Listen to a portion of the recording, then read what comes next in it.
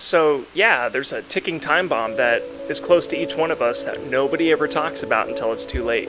Statistically, 70% of the American population ends up in long-term care on a long enough timeline. We hear all sorts of horror stories about folks who have a demented or bedridden parent at home that they care for and are putting all their money into because they either couldn't afford long-term care or they could only afford the crappy one. The cost of long-term care in the United States varies significantly based on the type and, of course, the location. So as of 2024, I think home health aid was like $6,000 plus per month, and then adult day health care over $2,000 a month.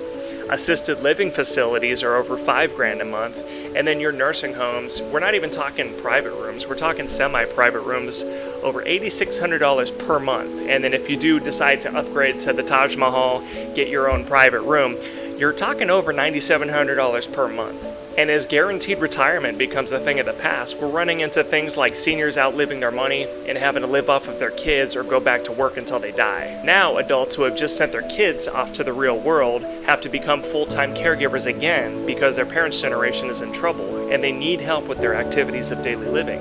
Now, budgets are being stretched thin, and we find that adults are digging into their own retirement funds to fuel the new lives of taking care of mom and dad. This is not sustainable.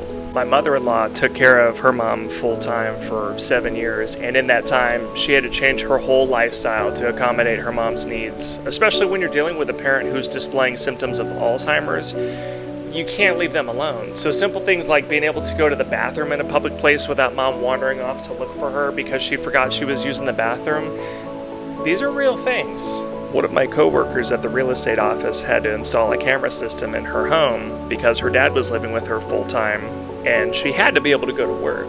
She can't not work. She had to be able to come to work. But it was also not a good thing that he was alone. So she'd be like looking at her computer, checking the cameras at home. Looking at the computer, checking the cameras at home. Where's Dad? Dad's going out the front door. I gotta go.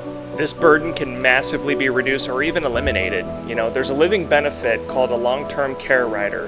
A long-term care rider allows you to be able to tap into your death benefit while you're still alive, so you can use it towards things like long-term care facilities, skilled nursing facilities, things like that.